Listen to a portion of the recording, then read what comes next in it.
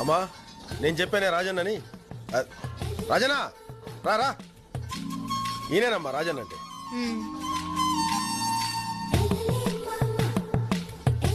ఈవిడేనా engineer అమ్మా? పెళ్ళయిందా? కచ్చిలా ఉంది. మా ఇంజనీర్ అమ్మ చాలా మంచిదన్నా. ఆహా,